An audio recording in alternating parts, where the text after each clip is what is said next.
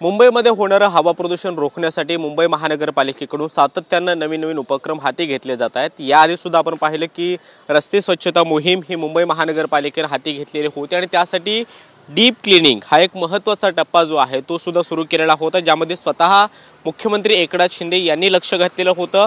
मुंबईतल्या वेगवेगळ्या प्रभागांमध्ये ते स्वतः व्हिजिट करून या डीप क्लीनिंगचा आढावा सुद्धा सातत्याने घेत आहेत। मात्र आता दररोज 1000 किलोमीटर रस्ते स्वच्छ करण्याचं लक्ष्य जे आहे ते मुंबई महानगरपालिकेने ठेवलं असल्याचं स्वतः मुंबई महानगरपालिकेचे आयुक्त इकबाल सिंह चहल यांनी ठरवलेलं आहे। आपण पाहतोय की मुंबईत अनेक विकास कामं सुरू आहेत आणि मुंबईतल्या रस्त्यांवरती जी काही वाहनं धावतात त्यामुळे होणारं हवा प्रदूषण हे वाढत असतं आणि त्यामुळेच मुंबई महानगरपालिकेकडून सातत्यानं उपाययोजना ज्या आहेत त्या घेतल्या जात आहेत।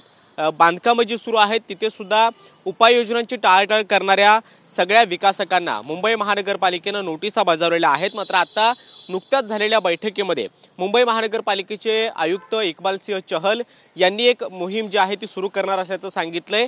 दररोज 1000 किलोमीटर रस्ते स्वच्छ करण्याचं, रस्ते धुण्याचं लक्ष्य मुंबई महानगरपालिकेनं ठरवलेलं असून मुंबई महानगरपालिकेच्या सगळ्या कर्मचाऱ्यांना आणि अधिकाऱ्यांना याबाबत सूचना देण्यात आल्याचं सुद्धा त्यांनी सांगितलं आणि येत्या काळामध्ये मुंबई महानगरपालिका त्याच पद्धतीनं काम करणार आहे। त्यामुळे हवा प्रदूषणाचा तिढा सोडवण्यासाठी सातत्यानं मुंबई महानगरपालिका हे पाऊल उचलते आणि त्यामुळे येत्या काळामध्ये 1000 किलोमीटर रस्ते स्वच्छ करण्याचं हे लक्ष्य मुंबई महानगरपालिका कशा पद्धतीने पार पाडते हे पाहणं आता महत्त्वाचं ठरणार आहे।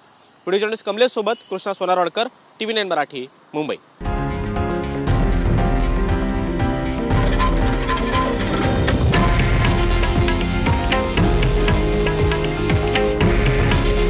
हे आहे देशातील नंबर 1 न्यूज नेटवर्क आणि आपण पाहत आहात TV9 मराठी।